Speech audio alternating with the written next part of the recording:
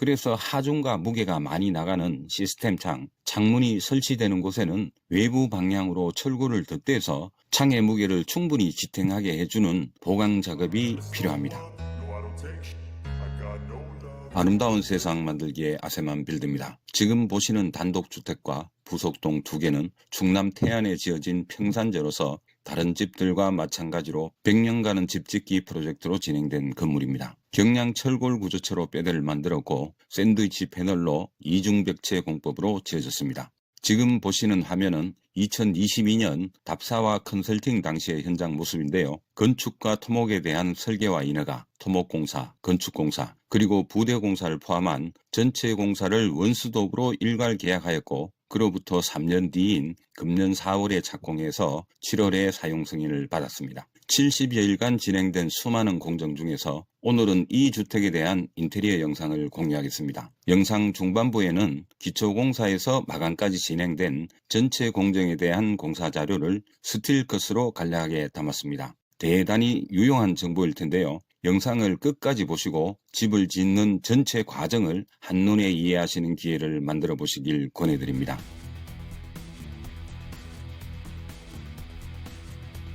강아지 임평이가 반겨주고 있는 이 주택의 외부 마감은 전면과 좌우 측면은 홍고벽돌 마감, 기초 기단은 청고벽돌, 후면은 징크 패널로 마감하였습니다. 현관문은 더 퍼펙트 단열 도어입니다.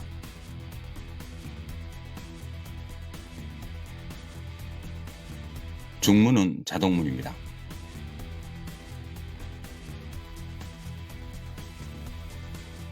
현관 내부는 2제로 등급의 신발장과 무절 히노키루바 마감입니다. 실내 벽체 마감은 내부용 콘체로 페인팅을 하였는데요. 제법 비용이 많이 소요된 내부 마감입니다. 거실 전면인 동향에는 메인창을, 남향에도 메인창을 설치하였고 설계 시에 계획된 벽체 상부에는 햇살의 조도를 높이기 위한 가로 픽스창을 2곳에 시공하였습니다.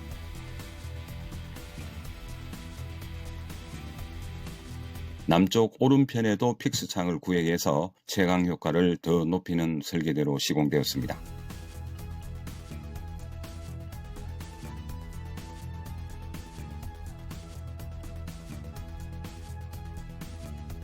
거실 천장과 아트월 마감은 무절 히노키 루바입니다. 히노키의 향과 함께 습도 조절이 대단히 용이하기 때문에 주로 선택하고 있습니다. 동향으로 나 있는 거실 메인창으로 부정형 현무암과 함께 좌우에 부속 건물이 보이고 파란 하늘, 저 멀리에는 팔봉산과 금강산을 바라볼 수 있습니다.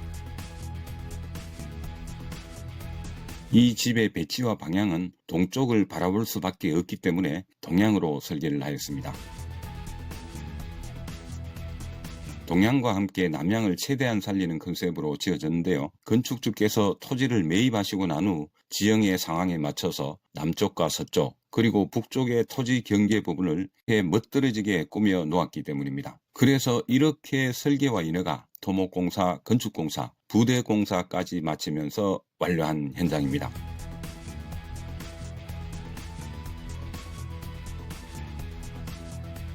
(2단으로) 놓여진 테이블과 TV 받침대는 건축주께서 원목으로 직접 제작한 작품입니다. 거실 천장은 3개의 단을 구성하면서 2개소의 간접 조명을 설치하였습니다.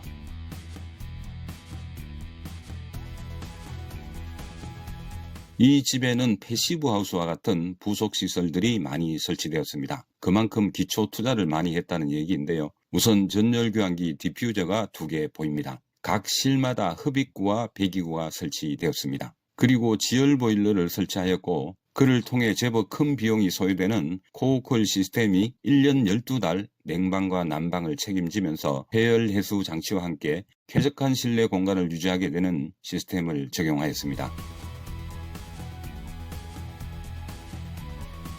계단이 보이는데요. 다락입니다. 다락 공간은 1층 내부 영상이 끝나고 바로 이어집니다. 공동 욕실입니다. 건식 공간에는 세면대와 수납장이 보입니다. 우측은 습식 공간으로 샤워기와 욕조가 설치되었습니다. 타일로 마감된 부분을 제외한 나머지 공간은 무절 히노키 루바로 마감을 하였는데요. 트렌드처럼 설치되는 도움 천장도 좋겠지만 기능적인 측면을 고려해서 거실과 욕실은 루바로 마감하는 걸 권하고 있습니다. 건식 공간 세면대 좌측의 커다란 테이블도 건축주께서 직접 제작한 작품입니다. 화장실입니다. 양변기와 간이 세면대를 설치하였고 천장은 당연히 히노키 무절 루바입니다. 계단 하부는 보일러실과 작은 창고입니다. 주방과 안방으로 가는 복도입니다. 내부에서는 터치를 해서 작동시키는 자동 중문과 센서입니다.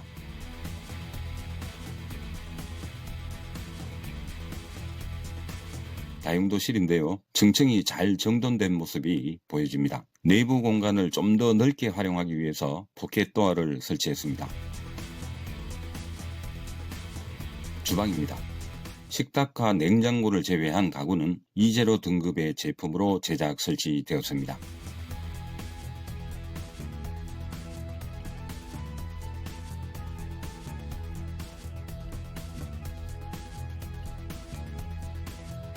복도의 커다란 창밖으로 보이는 공간은 중정 역할을 하는 공간입니다. 부지런한 건축주 사모님께서 키운 다육이, 그 선반도 건축주께서 만든 것입니다. 이쯤에서 건축주 부부께 감사하다는 말씀을 드려야겠는데요. 미리 연락을 드릴 경우 두 분의 성품상 음식 준비 등을 하실 것 같은 생각이 들었기 때문에 경기도 지역 출장을 마치고 돌아오는 길에 미리 연락을 드리지 않고 갑자기 찾아갔습니다. 그러면서도 영상을 찍으려 한다고 했을 때 흔쾌히 촬영을 허락해 주신 두 분께 고맙다는 말씀을 전합니다. 안방입니다. 바로 앞에 보이는 부속동 지열 보일러실과 창고 건물에는 사연이 하나 있습니다. 미처 설계의 높이를 반영하지 못한 제 실수이기도 한데요. 부속 1동의 벽체 높이를 조금 더 높게 철골조를 제작 설치했었는데 안방에서 바라보이는 전망이 가려진다고 해서 높이를 수정하게 되었습니다. 크레인을 동원해서 주 기둥의 높이를 450mm 낮추는 작업을 하게 되었고 그제서야 만족해 하심에 우리 직원들의 수고가 헛되지 않게 되었습니다.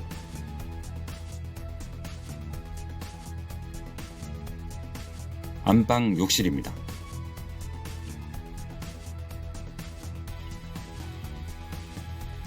드레스룸입니다. 게스트룸입니다. 사진으로 대신하겠습니다.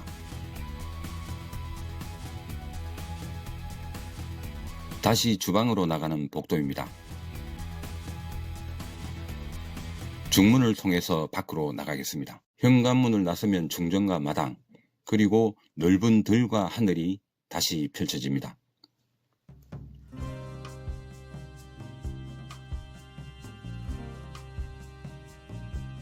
이어서 다락입니다. 이 주택은 부속동 2개소를 제외한 본체인데요. 경량철골 조립식 샌드위치 패널 이중벽체로 지은 건물입니다. 건축 면적은 107.83제곱미터, 32.62평으로 허가와 사용 승인이 났습니다. 다락은 건축 면적에 산입되지 않는다는 것을 다들 알고 계실 겁니다. 그러나 직접 공사를 수행하기 때문에 1층 건물의 공사비보다는 대략 30% 정도 저렴하지만 시공비는 수반됩니다.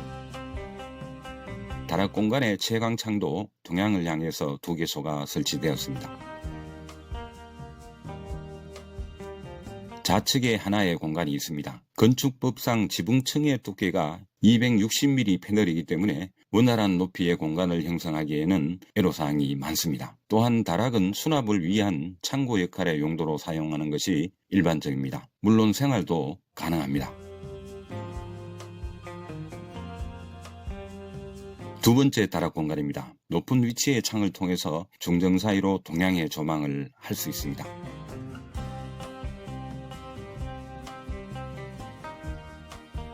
계단재는 고무나무 집성목 38T로 제작되었습니다. 계단창 내부 인방인데요. 소품이 장식되어 있습니다. 곧이어서 570여 평의 이 토지에 대한 각 방위별로 잘 가꾸고 꾸며진 주변 조성과 세개동의 건물이 지어진 영상이 이어집니다. 그 다음에는 전체 공사를 순서대로 짧게 설명하는 영상이 이어집니다. 끝까지 보시면 건축에 대한 전반적인 내용을 확인하실 수가 있습니다. 중문을 통해서 다시 밖으로 나갑니다. 건축주인 평산 선생과 저희 회사 이 부장님이 등장합니다.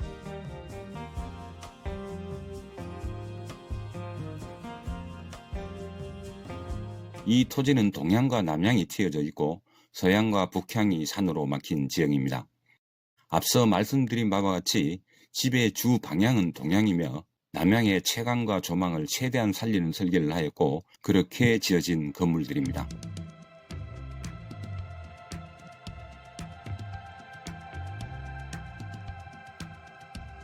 현장 사무실에 비치된 우레탄 폼과 실리콘입니다. 우레탄 폼은 13박스, 대략 200여 통의 우레탄 폼을 사용해서 기밀 작업을 진행했습니다. 접하기 이후 잡석 체험을 하였습니다. 비닐과 바닥 단열재를 깔아줍니다. 버린 콘크리트를 타설한 장면입니다. 철근 배근이 된 모습입니다. 철근이 이중으로 복배근이 된 장면입니다.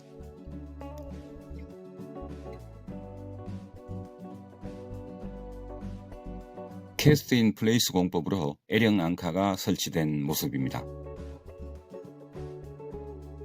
전기와 통신선이 지중으로 매설된 장면입니다.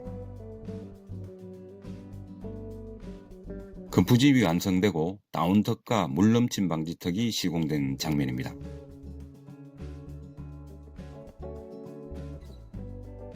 레미콘 타설과 함께 슬래브 바닥 평활도를 확보한 모습입니다.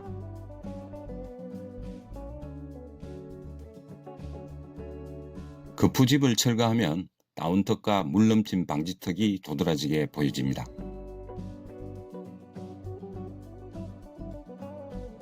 보일러실과 주택가는 단차가 1m 40 정도가 나기 때문에 합벽을 쳐서 토사나 흙의 무너짐을 방지하는 거푸집 작업이 진행 중입니다. 부대 토목공사에 필요한 이중벽관과 PVC 배관, 유공관과 산마루 축구, 스틸 그레이팅 등등이 미리 반입되었습니다. 지열 보일러에서 주택으로 인입되는 상수 배관과 지하수 배관, 전선관 등을 보온재로 감싸서 지중으로 매설하고 있습니다. 정화조, 오수합병 단독 정화조를 매설하고 있습니다.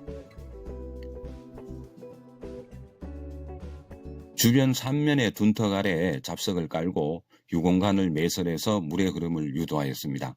일반적인 시공법은 아닐 수가 있는데요. 남향의 둔턱 반대편에서 많은 양의 건수가 사업 부지로 스며들고 있어서 대략 400mm의 잡석을 포설하고 소형 콤팩트로 다짐을 한 후에 유공관을 묶고 그 위에 산마루 축구와 그레이팅으로 마감하였습니다.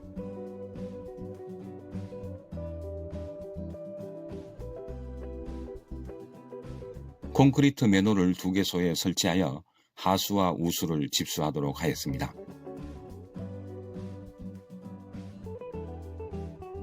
저희 아세만 빌드 공장에서 샵 드로잉을 통해 미리 제작된 철골 자재가 도착했습니다. 컬럼이 설치되고 있습니다. 경량 철골조 구조이지만 일부 구조체, 빔 자리 등에는 일반 철골 방식을 취하면서 고장력 볼팅으로서 구조적 안정성을 높였습니다. 주 기둥인 칼럼과 큼보인 거더, 트러스는 일반적으로 시공하는 부재들이지만 자세히 보시면 하부, 중간부, 상부의 가로 부재들이 많이 시공되어 있습니다. 그리고 창틀과 외부 도어가 설치되는 곳에는 수직과 수평 부재들이 적재적소에 설치된 것을 볼 수 있습니다. 단열보다 앞서는 것이 구조체의 안정입니다.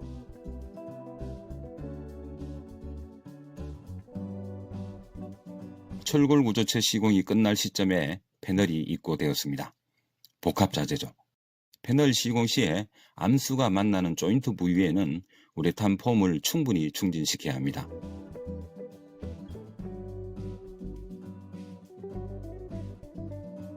이중벽체 중 외벽체 패널이 치부된 내부 모습인데요. 이렇게 우레탄 폼이 팽창해서 안으로 돌출될 만큼 쏘아줘야 합니다. 비 소식이 있어서 중정 공간을 포장으로 덮었습니다.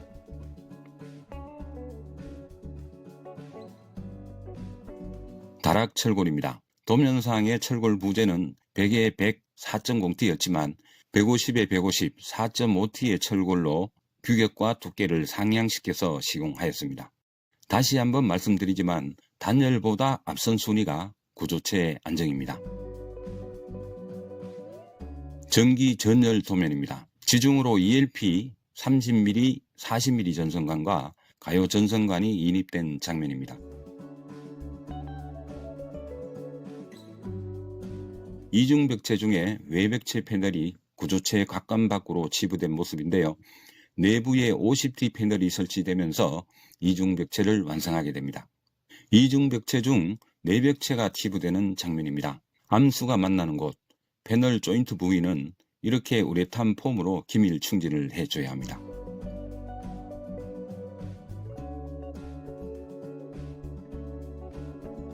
이중벽체에 대해 잠시 설명드리겠습니다. 아연 곽관의 컬럼을 사이에 두고 외부에는 외벽체 패널 125T, 내부에는 50T가 시공됩니다. 창틀 철골을 사이에 두고 내벽체와 외벽체를 절단하면 이중벽체가 드러나게 됩니다.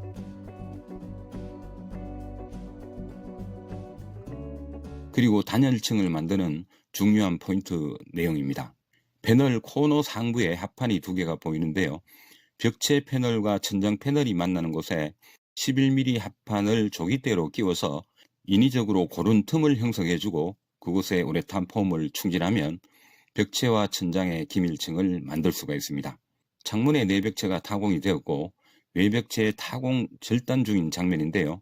외벽체와 내벽체 모두 타공되고 난 후에 이중벽체가 완성된 장면입니다.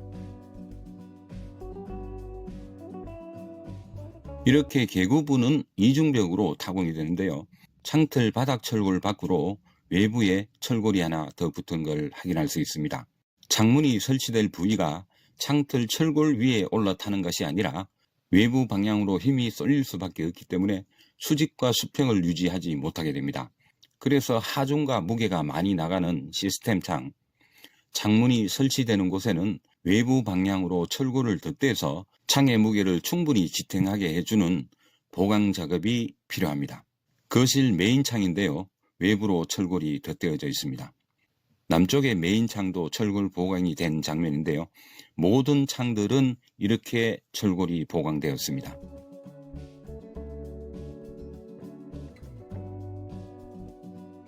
천장 패널도 이중으로 시공되고 있습니다. 우레탄 폼의 종류는 여러 가지가 있습니다. 현재 보시는 것은 B2 폼과 일반 폼입니다. 지금은 피셔사의 B2 폼을 주로 사용하고 있습니다만 견적 내용에 따라 B3 일반 우레탄 폼을 사용하는 경우도 많습니다. 내부 칸막이 벽체와 천장 패널이 만나는 곳에 가로로 기밀 충진을 하는 장면인데요. 칸막이 벽체가 125mm이기 때문에 양쪽에서 충진시켜줘야 충실한 기밀 효과를 발휘하게 됩니다. 특히 외부로 노출된 철골은 어떤 방법이든지 단열층을 충분히 확보를 하고 기밀 작업을 반드시 해줘야 합니다. 현관화 포치 기둥인데요. 50T 패널로 철골을 감싸고 우레탄 폼을 충진시켜서 기밀층을 만들어 주어야만 하나로 연결된 철골 구조체를 통해서 외부 냉기가 내부 구조체로 전도되지 않게 하기 위함입니다. 그 위에 CRC 보드를 지부하였는데요. 그건 타벽돌 마감을 하기 위해서입니다. 조립식 구조이기 때문에 벽체와 벽체가 이어지는 공간, 벽체와 벽체가 만나는 코너, 벽체와 천장이 만나는 공간, 외벽체와 외벽체가 만나는 공간, 외벽체와 지붕이 만나는 공간, 이 모든 조인트 부위는 인위적으로 틈을 만들어서 우레탄 폼을 정밀하게 충진시켜줘야 단열층과 기밀 효과를 높일 수가 있습니다.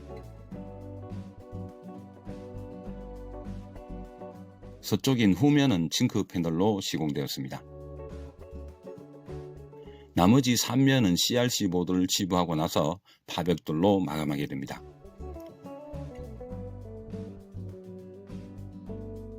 미국식 시스템 창호가 설치되었는데요. 외부에는 3M 방수 테이프 등으로 기밀 테이핑을 해줘야 합니다. 내부에서는 10mm 안팎의 세기를 정착해서 우레탄 폼으로 162mm 깊이까지 충진해 줍니다. 다락계단 합판 작업이 진행 중입니다.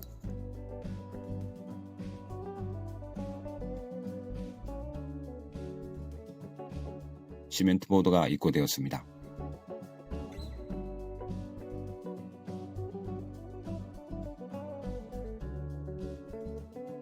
방통 탓을 위한 상수와 온수 배관이 시공되었습니다. 바닥으로 온수의 열을 뺏기지 않기 위해 단열재를 깔아줍니다.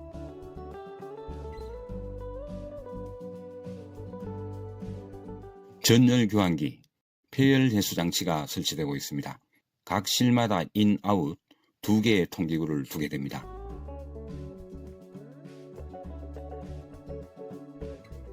금속 후레싱이 후면 징크 패널과 지붕 패널과 동일한 자재로 시공되었습니다. 난방과 냉방 기능을 갖춘 코어클 분배기가 설치되었습니다.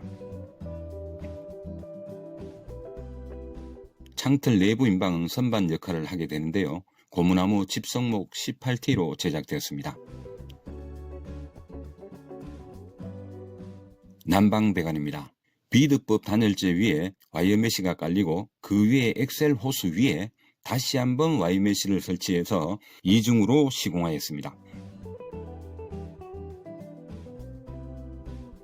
방통의 평활도가 잘 나왔는데요. 바닥 마감재를 수월하게 시공하기 위해서는 방바닥 평활도가 중요합니다.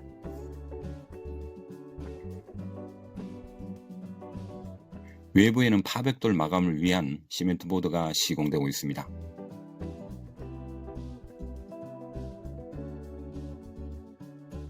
파백돌 마감입니다. 외벽재는 홍고벽돌, 기초기단은 청고벽돌입니다.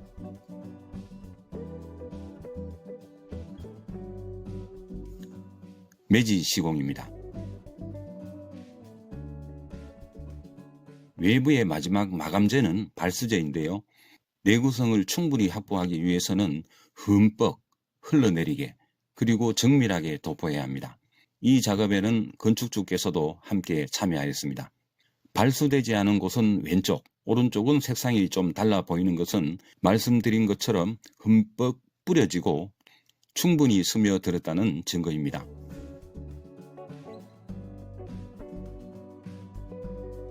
내부에는 통신과 본전기 인입을 하고 있습니다.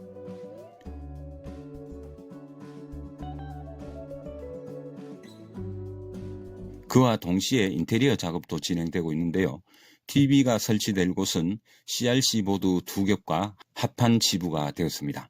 거실 천장에는 히노키 루바 작업이 진행되고 있습니다.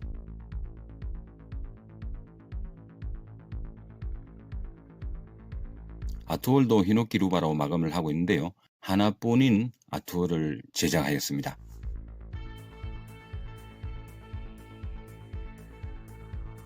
욕실에도 시멘트 보드를 지부해서 방수 작업이 용이하도록 하였습니다.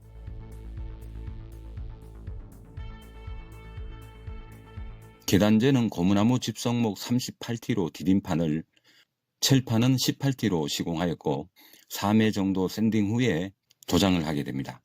천장이 낮을 수밖에 없는 다락은 가로형 매입 등을 설치하기 위한 작업이 완료되었습니다. 물사용 공간에는 방수층을 정밀하게 시공하였습니다.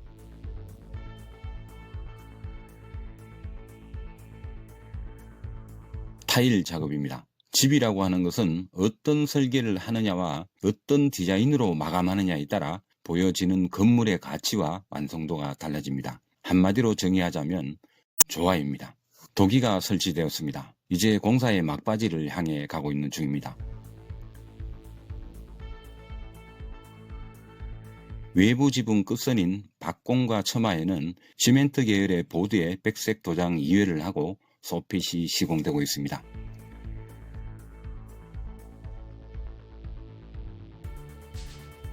실리콘의 종류도 많습니다.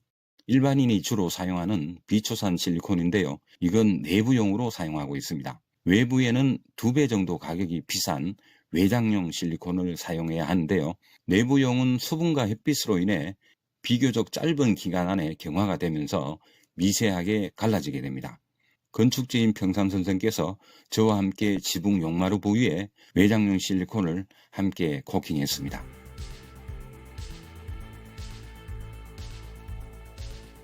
이제 거의 완료되어 가는 모습이 보입니다. 공사 시작 전에도 평산 선생과 둘이서 자주 술잔을 기울였지만 이날은 시공에 참여한 책임자들과 함께 올드 팝송을 들려주는 칵테일 바에서 술잔을 기울였습니다.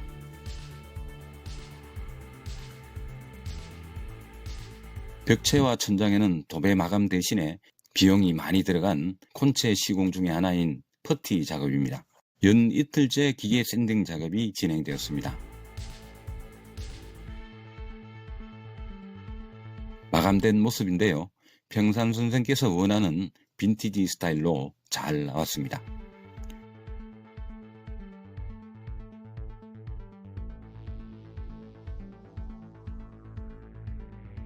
바닥은 SPC 돌마루로 마감하였습니다. 마지막 공정 중의 하나인 조명기구가 설치되었습니다.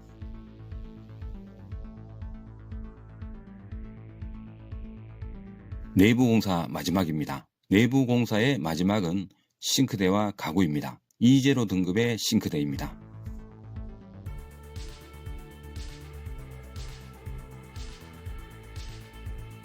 아직 외부에는 지붕에서 모아지는 우수를 맨홀로 연결하는 작업이 진행되고 있습니다. 그리고 잡석 보설과 마당 콘크리트 타설이 남았습니다.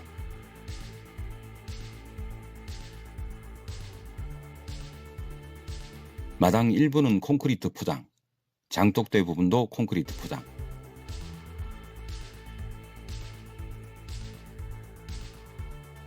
그리고 작전이 하나 늘어서 합벽을 하나 더 치게 되었습니다.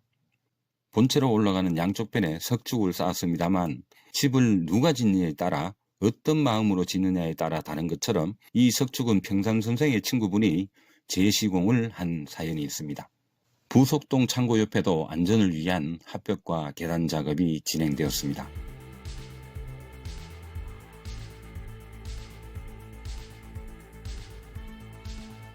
그리고 마당에 잡석 포설된 곳을 제외한 부지에는 콘크리트 포장이 추가로 진행되었습니다. 최초 건물이 지어질 때 타설되었던 마당 콘크리트에 천공을 해서 철근을 이어주는 작업이 필요한 것은 일체형으로 콘크리트를 연결해 주기 위함입니다.